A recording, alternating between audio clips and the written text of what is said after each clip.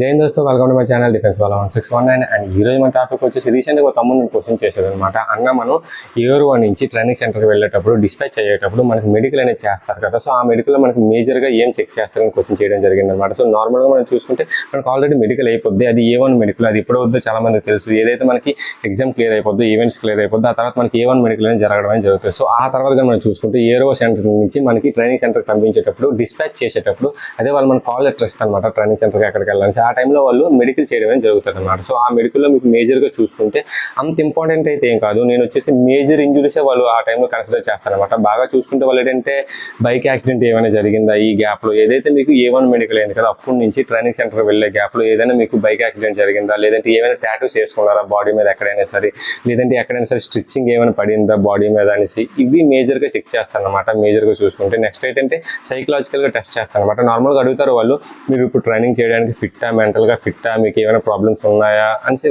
అడుగుతారనమాట. టైంలో మీరు ఎస్ఐ చెప్పండి, లేదంటే మీరు నో చెప్పారంటే మళ్ళీ ఏదైతే నెక్స్ట్ బ్యాచ్ వస్తుందో అప్పటి వరకు మమ్మల్ని వెయిట్ చేయించి అప్పుడు మళ్ళీ వాళ్ళు టెస్ట్ చేసి ఆ తర్వాత మమ్మల్ని ట్రైనింగ్ సెంటర్కి పంపించడం అనేది జరుగుతుంది అనమాట. ఇది నార్మల్ మెడికల్ అనమాట. నేను చెప్పేది ఏంటంటే ఏదైతే మీది ఒకవేళ కానీ మీది ఈవెంట్స్ కానీ అన్ని క్లియర్ అయిపోయి రిజల్ట్ కోసం వెయిట్ చేస్తే నేను చెప్పేది ఏంటంటే బైక్ని మాక్సిమం అవాయిడ్ చేయండి, ఎందుకంటే మీకు బైక్ యాక్సిడెంట్స్ అనేవి ఈ మధ్య చాలా ఎక్కువ జరుగుతున్నాయి. సో అందువల్ల ఏంటంటే మీకు ఒకవేళ కానీ ఈ గ్యాప్లో ఏదైనా బైక్ యాక్సిడెంట్ జరిగి ఏమైనా స్టిచ్చింగ్ అని పడితే మిమ్మల్ని 100% వాళ్ళు ట్రైనింగ్ సెంటర్కి పంపించరు. ఆ టైంలో మిమ్మల్ని డిస్క్వాలిఫై చేసేస్తారు మ్యాక్సిమం చెప్పాలంటే. అందువల్ల ఏంటంటే ఇదనమాట బేసిక్గా వచ్చే మెడికల్ అనమాట. అది అంత ఇంపార్టెంట్ అయితే కాదు నన్ను అడిగితే.